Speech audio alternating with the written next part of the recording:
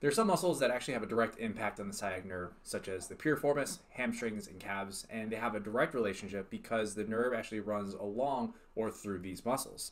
The psoas muscles, although not technically touching or contacting the sciatic nerve, can actually have an indirect impact where it can irritate it due to its effects on the spine. The psoas muscle actually starts at the front and lower borders of the transverse processes of T12, L1, L2, L3, L4, and L5 vertebrae, and then it actually attaches to the lesser trochanter of your femur, aka starts at the front of your spine and moves down to your hip. And it serves a few major purposes, which includes externally rotating your leg, flexing your hip, aka your knee or chest, and it also increases the arch of the lower back.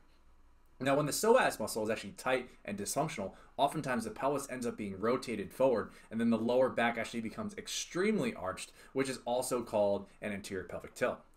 This places actually strain on the sciatic nerve at the spine because it actually closes up on the openings between the vertebrae, which further irritates nerves, resulting in sciatica.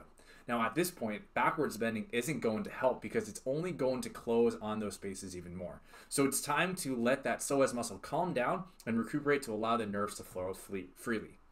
The tension also coincides with the quadratus lumborum, which is another set of muscles located in your lower back. They're often tight and activated if your low back is super arched, and we can absolutely address both muscles in this amazing supported hip bridge stretch.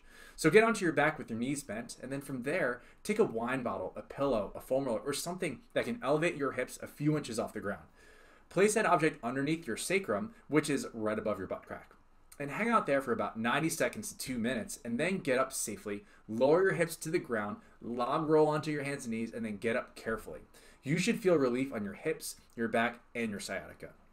Upon standing, it is important to maintain this new position, so think about tucking your pelvis and pulling your ribs down towards your belly button. You're going to notice the pressure on your back is going to be a lot less, and your sciatica has gone down significantly.